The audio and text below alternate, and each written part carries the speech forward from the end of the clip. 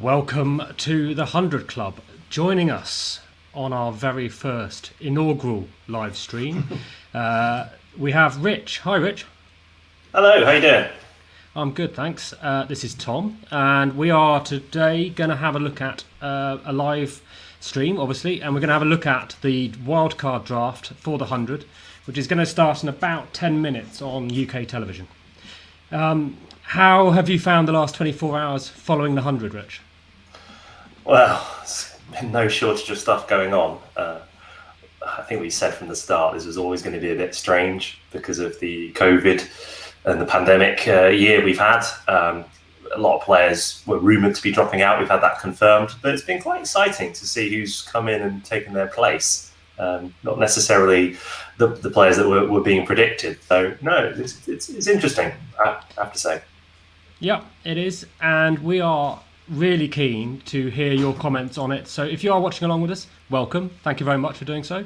But yeah, throw us some chat in the comments section down below. We'll pick it up, and we'd be delighted to pull it up on screen, have a chat about it, and just answer any questions that you've got, really. So yeah, please get involved. It's been a funny sort of day and a half, I suppose. What's the signing, the new player that you've seen that has excited you most that's come into the 100?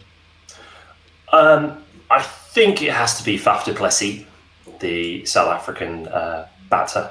He is replacing Aaron Finch at the Northern Superchargers. I think he was also going to be skippering the side. Just a fine player. Has made a lot of runs for both South Africa, Chennai Super Kings over the last few years. And I think, it's going to be pretty exciting watching him play, see how he goes. Yeah. I like the look of Imran Tahir, obviously. I think he's a big name coming in. He's going to replace Adam Zampa for the Birmingham Phoenix. I thought it might have been Ish Sodhi. You said that yesterday on our news update. But, there was quite a bit of surprise when he wasn't signed up on the initial draft, I think. Yeah, I think so. I mean, he's one of these players who just seems to crop up in most of the franchise leagues. He's a very crafty leg spinner, so it's a light replacement. Tends to bowl a bit flatter than Zampa. Zampa is a kind of a bowler who likes to challenge the batter, get the ball up above the byline, really try and turn the ball. Tahir sort of fires it in a little bit more. But it's a leggy for leggy replacement. I think it makes a lot of sense. Yeah. So, those two are guys who are coming specifically to come and play in the 100, who wouldn't be here otherwise, I guess. We've had a few as well who've come into the squads over the last 24 hours as a result of movement from COVID, from international rescheduling, and quite a few of them have come as a result of the because they're already here playing in the T20 Blast, the domestic competition here. Has anyone from that group caught your eye? Yeah, so I think the ones there that are most interesting, for me, Jimmy Neesham going to the Welsh Fire, replacing Guy Richardson for the first 3 games, and his compatriot Glenn Phillips, who will replace Glenn Phillips will replace Kieron Pollard for the games he misses. Jimmy Neesham will come in for 3 games as well. So between those players, the Welsh Fire are making up their overseas quota. Jimmy Neesham, I know from he's no stranger to these shores, obviously, from the World Cup final a couple of years back, but he's played a fair bit of blast cricket. I've watched him a few years back when he was down at Kent. This year he's at Essex. Glenn Phillips is more of an interesting one for me. I haven't seen a lot of him live, but looking at his stats line is incredibly impressive. So I'm kind of looking forward to him playing. How about you, Tom? I like the look of Josh Inglis, who came in, admittedly a few days ago, but still, I think there was quite a lot of surprise when he didn't get into the Australian one-day international squad when that was called up. So he's taken the opportunity. I think he'll do really well for the London Spirit. Again, a powerful batter. Those are the squads. I got them up on screen. That's as announced today as the final squad. So maybe we'll have to stop doing the news outbreaks, as it were, for the men's side. You'll note, of course, 15-man squads, 15-man squads, and there's one space at the bottom. So is it worth just explaining what's going on with the draft that's going to start in about 5 minutes? What's happening with that? Yeah, okay, so they're going to pick a domestic player for each of the teams, and it's going to be done in order, and I think it's Trent Rockets up first, so it's mirroring the order of the main drafts themselves that they took to fill in that 15th slot in the in the roster, and the idea is that they can pick someone who's bang in form. So have you got any names that you've been tracking you think that might be coming up in the next half hour or so? I think one that we're going to have to look at is Steve Eskenazi, the Middlesex batsman. He's been in tremendous form in the last few games, some very big scores. I think he's widely tipped to come off the board. Yeah, I think that's almost a certainty for me. I think he might go to the London Spirit. I think I called that in the squad profile, but we'll see. He might go straight up first person off the board to the Trent Rockets. I also like the look of Sam Hain. You've been following him? Yeah. Sam Hain. He's been going pretty well in the blast. So I think, where do you see him ending up? More of an all-rounder type, and clearly probably a bowling all-rounder to my mind. So I wonder about some of the attack for actually the London Spirit again. They might be in the mood for that, but obviously, the Oval Invincibles I think would be interested. So one of the London sides maybe picking him up. Hang on, Sam Hain's already in. What are we talking about? He's replaced Wayne Madsen at the Manchester Originals. Oh my God! This is what happens if they change everything in the last 24 hours. Yeah, I remember seeing that. That was towards the back end, so it wasn't just overseas players. There were a few English players that moved around as well, and Sam Hain was one of them. So he's there at number 10 for the Originals. I remember seeing that. The other one there on that is Ollie Robinson comes into the Originals side. Yeah. You might remember Ollie Robinson from making his England debut earlier this summer, and then he hasn't played internationally since due to some naughtiness when he was a teenager. Let's not get into that now. But he comes in to replace Harry Gurney, who was originally drafted by the Manchester Originals in that spot, who was subsequently retired. It's been so long since the original draft. Yeah. But let's go back to... the other one I wanted to mention on that as well was Will Smead, who came in for Birmingham Phoenix. Not a name that many people would have heard of unless you're following Somerset and county cricket. But he's been going great guns, really young. Again, batting through the T20, doing a lot for them. So I'll be interested to see how much of a game he gets, but he's come in down there in position 12 for the Birmingham Phoenix. Just before the draft sort of kicks off, I'll bring up the women's team because we've got some big names going on there, some movement. Yeah, it was confirmed today. It had been rumoured for a while that quite a few of the Australian contingent who were due to come over wouldn't be taking part. So the likes of Meg Lanning and Beth Mooney. But Elise Perry is still committed to it, which is good. Arguably best women's player in the world, so that's pretty good. And it gives an opportunity for some more South African players to come in. So we've got Laura Volvaert is coming into the Northern Superchargers, and also then we've got Amanda Jade Wellington coming into the Southern Brave. She's replacing Amelia Kerr, who sad to not see her involved in the tournament, but an adequate replacement, I think. Yeah. So we'll probably need to get into them a bit more detail as we get closer. Some new names for me as well, I'm happy to admit it, so I need to learn. We've got actually a bit of a comment coming, so let me try and get this up on screen for you. Wonder if you have a go at this one, Rich. From Shai Manju. AB de Villiers. Well, it'd be nice, would it? It's a very good question. I don't know why AB de Villiers hasn't been picked up. He's obviously retired from international cricket at the minute, so he's not over with the South African touring party. I think one of the reasons why we've seen South Africans come in at the late notice is because they're over here playing Ireland anyway, so there are no kind of issues with the quarantining.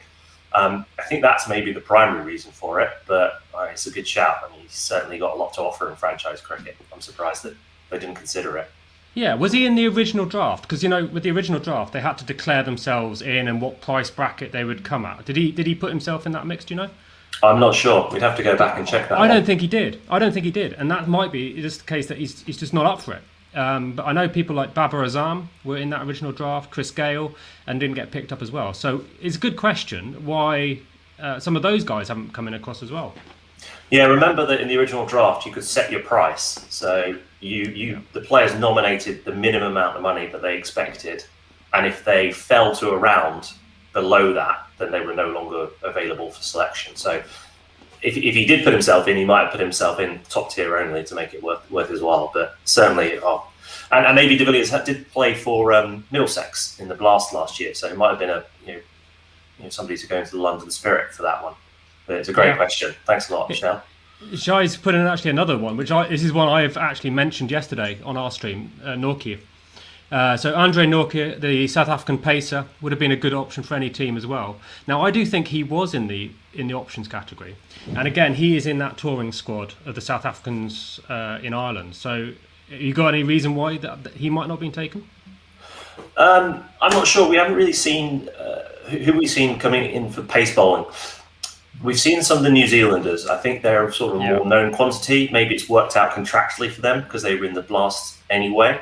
And then the Blast is taking a break during the 100. So maybe from a contract standpoint. I mean, you raised him yesterday, Nortje. I think, again, I think it would have been a great option. I think he needs to get Shai as one of the selectors for one of the franchises because some good ideas here. He correctly identifies good cricketers, that's for sure. But the other point I think that you could make on it is it might just be that the teams that are looking for the replacement players haven't got the space in the top tier, as you say. So you got to wonder whether whether they're like for like replacements, the finances, I suppose, haven't quite worked out for Andre. He might have also said, not up for it this time. I've been on the road a lot. We'll see what it goes. So, got a question here from Ian Aldridge. Let's have a look at this one. Ollie Robinson. So, what do we think of Ollie Robinson? How's he going to get on first in terms of cricket? In terms of cricket, I think he'll do fine. I think he's a big, strong, fast bowler. He can send it down at close to 90, but he's got a decent amount of variation as well. Decent amount of experience playing for Sussex in the Blast. So, he's learned his trade alongside the likes of Chris Jordan, who's a real master at this. Controversial, a little bit. I mean, Robinson is currently suspended from England duty due to an ongoing investigation. He made his test debut, and during that test debut, there surfaced some tweets he'd made, I think when he was 19, 20 years old, that were a bit distasteful, let's be honest. No, let's be clear, they were racist. Yeah. He has apologized for that and said that he has learned as a person. I don't know if it counts for much in this case, but there's never been any indication in the Sussex dressing room that players, Asian or West or players from the Caribbean have felt any issues with him in that sense. So I don't know the extent to see whether that's still part of his character or that's still part of him, but it is under investigation. Yeah, so that's the point, isn't it? I mean, this is still being investigated. I think it's probably right that he's off the England scene. That's very high profile, very high pressure. Maybe the 100, it's 8, 9, 10 games for most of these teams. He's still entitled to make a living, given it's 15 years later.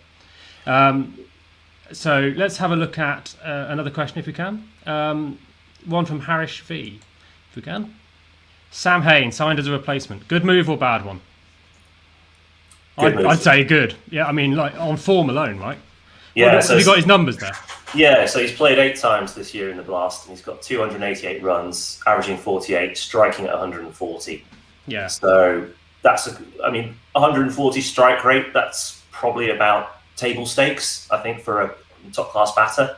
But it's that weight of runs as well. The 288 runs across the innings that sets him apart there. So I think, very useful addition. Do you think he's going to be? Do you think he slots into the side, or do you think he's a sub to start with? I think he'll be making a strong case for certainly a first game. I'd like to see him start. If he's in form, you'd like to think that they're going to put him straight in against the opposition that comes up. Got another question. Have you got anything else on Sam? I mean, it's a kind of related question here. So good answer to the question. Good move from me. Good move from me as well. I'm excited to see a bit more of him because he's having a great summer, and I think this relates to what Shai Manju is going to say here. In that, is there space for these guys that do really well in the 100 then to push on to the T20 World Cup squad for England, for any of these, whichever country they're representing? Now we know the World Cup is scheduled in for October. So for me, there are options, I think, for England to move some players, but I don't think it'll be wholesale changes. So who could get a look in? Anyone that might be in a bit of danger? I think we spoke about Alex Hales before, didn't we? think we've spoken about Hales. I think it's really open. Actually, Yeah. I think that the way selection is done is on merit, and I think if somebody has a really strong tournament, that could definitely put themselves in contention for the T20 World Cup later this year. It's going to be played in Abu Dhabi and Oman, I think. And I think that goes back to when we first described the tournament. One thing that we like about it is it does create this more concentrated competition. I mean, it's no surprise that when you look at the strength of Indian cricket today, even across all formats of it, the one days and the T20, that pressure cook environment of the IPL has really sort of helped a lot of those young players get used to playing on the big occasion, get used to playing in front of huge crowds, and get used to playing against better bowling. So if you're playing in the Blast, often you might come up against sort of 3 very good bowlers, but there might be 2 lesser bowling options where you can sort of fill your boots. Whereas in 100, all of the bowlers are going to be good. So people who make runs and take wickets in the 100, I think definitely going to be putting themselves up for national squad selection. And I think the guys who are in the squad are going to be under pressure to perform as well, because I don't think you can afford to have a bad tournament here and just assume you can be on the flight to Abu Dhabi.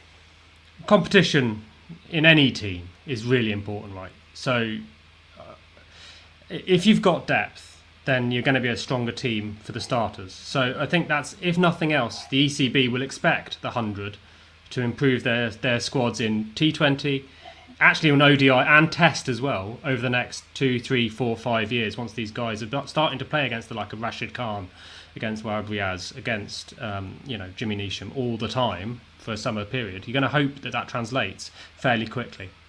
Just a follow-on point there. We talk about England's T20 squad. So it's also pretty good news for New Zealand as well, because a lot of their players who weren't scheduled to take part originally are now getting a chance to play in this tournament as well. So it's going to be, New Zealand are going to be pretty battle-hardened when it comes to the T20 World Cup as well.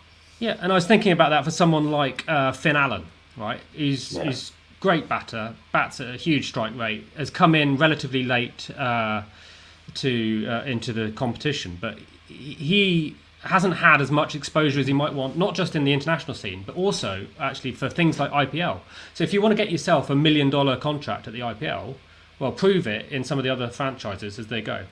Now, I've said it before, the 100 is not going to compete with the IPL yet. It's not the same league. No, I don't think it ever will. It's played in a different time of year, obviously in a different part of the world. I think that there's space for it.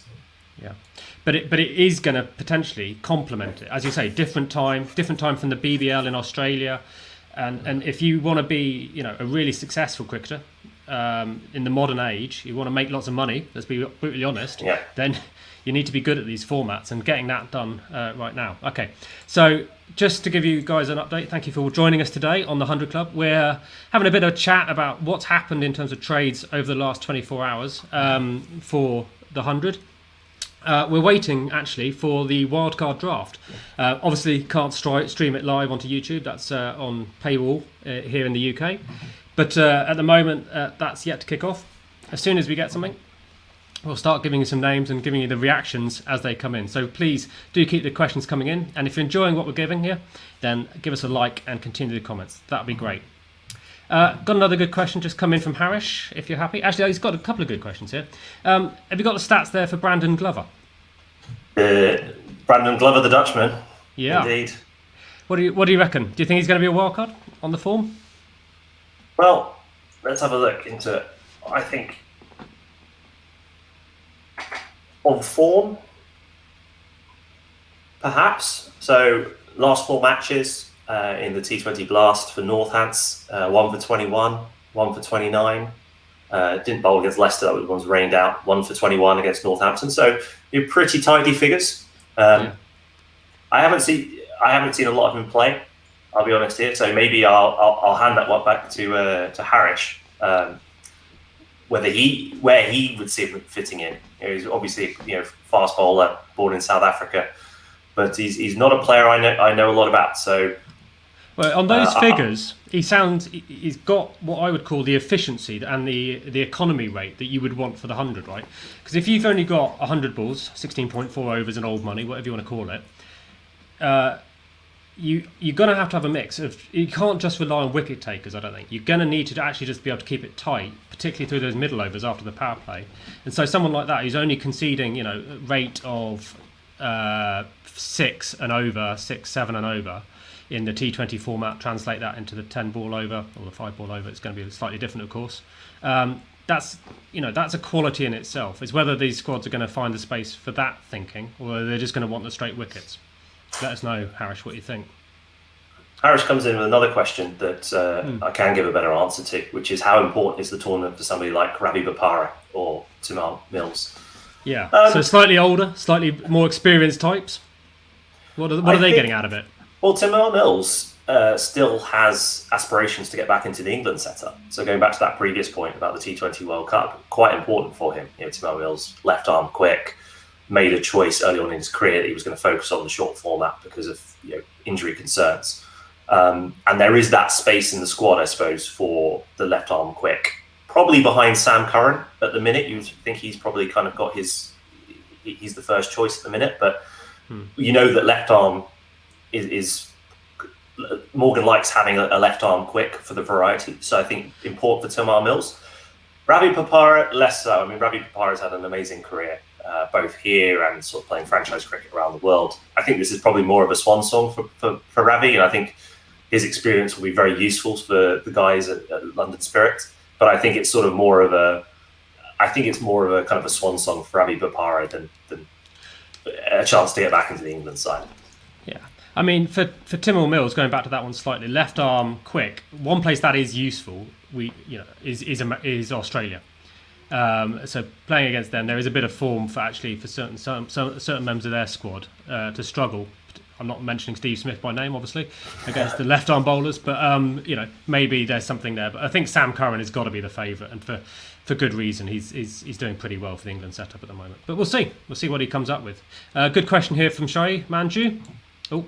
Was that one? Let's go with that one first, Shai, if you could give me a minute. Why is Ben Stokes not captaining the Northern Supergiants? Well, I think I've got a reasonable answer for that one, in that there is an overlap with some England games, and the Test squad are going to be playing India, clearly, in the first Test, I think, is the 4th of August starts. That's right, yeah. So if you want to captain all the way through the tournament, which is running from the 21st of July to the 21st of August, I'd say it's probably the case that you might not necessarily give Ben Stokes the captaincy for the Supergiants. You might say, okay, we'll have someone who's there all the way through, rather than just having to pull someone else out in halfway through for 5 days whilst he goes on Test duties. Yeah, I think that's the answer to the question. And it goes on to Shai's other question, which is actually a very, very good one. Will losing international, if you just flash that one up, losing international England, sorry, previous one. That one, yeah. Okay. Yeah, will losing England players for the Test impact 100 as a brand? Yes, it will, I think. And I think it's just a scheduling challenge. I just don't think it was possible in the domestic summer to carve out a long enough time without the tests, because we've had 2 tests against New Zealand at the start of the summer, then we've got the white ball series against Sri Lanka, then the white ball series against Pakistan, then obviously 5 tests against India. It's a lot of international cricket to fit in. The other option would have been to sort of split the 100 and to sort of do it in windows. I don't think that would have worked either. So I think they've had to make the harsh decision. We're going to do it the 100 as a straight 30-day tournament, and it means it's going to overlap with international cricket, but it does impact it as a brand for me. It really does. But, I mean, you can't account for COVID. They've had to delay it 12 months already. And the other impact is clearly other international teams have moved their fixtures around. It's just trying to get all of that cricket energy out of us after after lockdown and all the impact of that as well. So the wildcard draft picks are in, by the way. You ready? Let's go. Let's discuss. Yeah.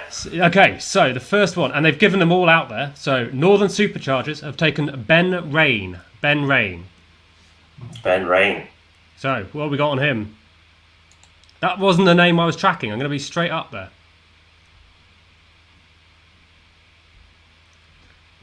Were you? No, that's a surprise for me. Were you?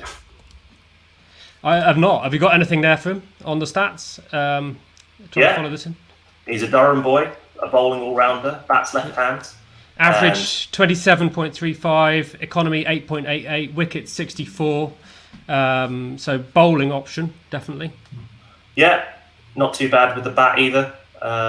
Strike rate of 133. He has a T20 100, so I mean, that's a sign of not being too shabby. Yeah, So, they've just flashed up some clips there. He's going to be, putting it down at some lick, and looks to be a direct, quite wide on the crease, kind of right arm bowler. Firing it into the stumps. Looks like quite a tricky proposition. So we'll keep an eye out for him. He might, how many games are these wildcards going to get, do you think, if they're coming in late? I think that with a 16-man squad and 8 games, and especially as you're going to be losing players to tests, I would expect to see most players get a game at different points. I think it's going to depend on how well the team's going. I think winning teams probably would be more likely to have a settled side. But I would expect most squads to rotate and use most of their player pool. So we should see him at some point. Yeah. Is the next pick in? It is, but I'm actually struggling because they keep pulling it off the screen here, so that's quite unfortunate. So give me 2 seconds and I'll try and get it. What they've done is they've released it all 8 as a oneer. While you're there and just getting it, I'm just going to respond to a question from Shai again. Yeah. Are the rules of the 100 explained properly to the audience? Now, we did do a video on our channel where we went through all of the rule innovations for the tournament. So if you go and check that out, I think it was called... the second video we put out, we went into detail on all of the changes, both the rules and also the tournament format. Yeah, I am struggling to find where they're announcing these things now, because I thought they were just going to do it one by one, but they've actually just dumped all 8 on us in a oneer. So you're going to bear with me, guys, please. You do that in the background. I'm going to answer a few more questions. Yeah, please. George Garton is a better option for England than Tim Mills. I think that's right. Yeah. Much more of an all-rounder. He's in the one-day squad at the minute, a younger player. I would agree with that. He's just been, just added to the one-day squad. Big, tall guy, long levers, quick as well. No, I agree with that. I agree with that point. I was only really saying in terms of Tim Mills that I've read that has aspirations to get back into the England squad, not necessarily that I would put him back in there. From Ian.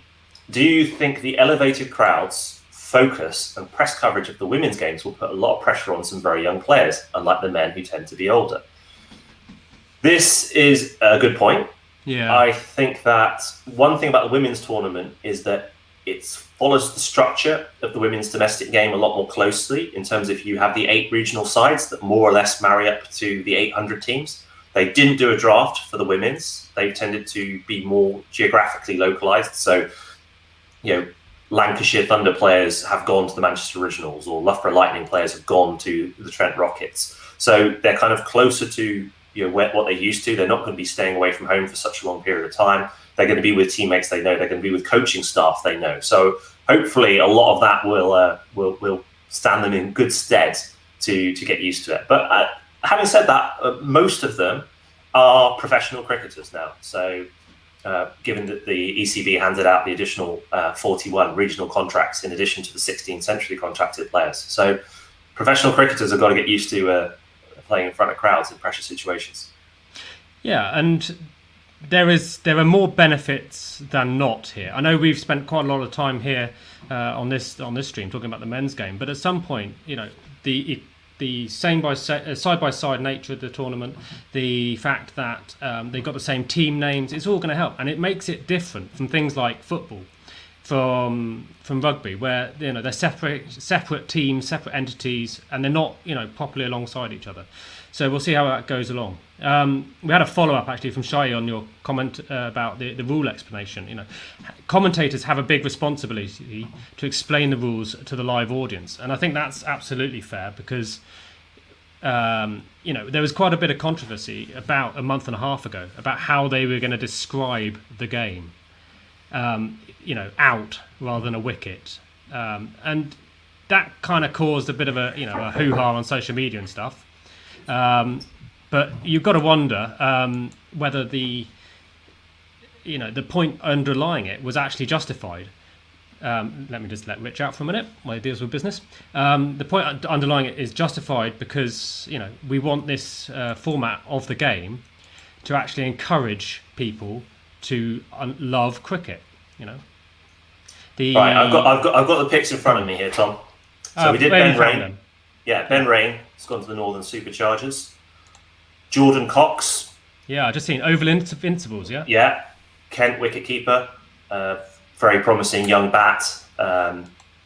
He's gone to the Oval Invincibles. Sam Cook has gone to the Trent Rockets. Jake Lintott has gone to the Southern Brave. Yeah. Freddie Clarkson has gone to the Manchester Originals. Blake Cullen has gone to the London Spirit. Luz Deploy has gone to the Welsh Fire. And Dylan Pennington has gone to the Birmingham Phoenix. So how do we feel about that? Well, my immediate reaction to that is what they've done, most of the teams, they've picked really young players. Rather than necessarily absolutely just the form guy, they've gone for the really young player that they want to be maybe good next year. Maybe the guy is going to be tremendous in 2022, 23, and give them exposure now, get them some game time maybe, rather than necessarily just, keep developing the guy who's maybe had 5-6 years of their career already, and perhaps won't quite get there. Yeah, so Luz Deploy, he's gone well. He's got 346 runs so far in the blast in 10 innings. Jordan Cox, 239 runs. So, Jake Lintott, a left arm spinner with the Southern Brave. He's tends to bowl a very crafty ball. Actually, what he does quite nicely with it is he really rips his arm over with the left arm, so right over the top. Quite difficult to read because what he'll do is he'll put it either right on the stumps or without too much variation in his action, put it just outside that line. So he's really difficult for the batter to read when it's coming up to the crease and throwing that down. Gets a bit of movement as well. Fred Clarkson, a player I know very well from his time down at Kent, 11 wickets so far this year in the blast. Been a little bit expensive, going at 8.4s, but best of 4 for 32. A very good white ball bowler, and I think useful addition there. Yeah. Who are the other three? Who haven't we got? We haven't covered Pennington, or Cullen, or Sam Cook. So Sam Cook, I think, we've got Dylan Pennington going to Worcestershire. Well, he's a Worcestershire player going to the Birmingham Phoenix. So that's a local connection. Again, I think that's something we'll see a little bit there. These kind of regional hubs. We don't want to abandon the county system. The counties have to be on board with this. So get a local player in, develop him for that. He's a fast bowler, right arm. And again, I think having a decent season for Worcestershire. But I can't. Have you got his stats? I haven't. I was looking at Sam Cook. He's a fast bowler at Essex. He's got 23 wickets in 22 matches so far. Not much to write about with the bat, so pretty much a pure bowler. But looks quite useful there to have another fast bowling option for the Rockets. Yeah. We'll just take a little break there while you have a look. We've got a couple of questions in. So one I think we just touched on really, which was from Kevin Menez. Excuse me if I've incorrectly pronounced your name there. The opportunity for Kiwi players in the 100, considering overseas players have backed out, is the best preparation for the World Cup T20 for both England and New Zealand, and we couldn't agree more. There is a huge opportunity for those Kiwis. Would you go so far to make them favourites for the World Cup, given the form team in international cricket? Oh, no. My favourite. No, I like the look of the West Indies for the T20 World Cup. I just see talent throughout that lineup. But perhaps that's for another chat. We can get everybody back in and debate that one. Well, it might have to be, but obviously the favourites are England right now, top of the ICC rankings, doing pretty well. We'll see how they get on. I'm going to pull up another question, which is from Shai. How will the Shane Warne Owen Morgan combo work in the 100? Is it a winning combo? And I guess we kind of touched this one. Check out our London Spirit preview also on the YouTube channel. I think it will work. I think that they're both big personalities. I think that Warne may be sort of a bit more Warne a bit more of an extrovert. Owen Morgan is a bit more sort of quiet, a bit more laid back. But both very astute cricketing minds. So I think they'll work well together.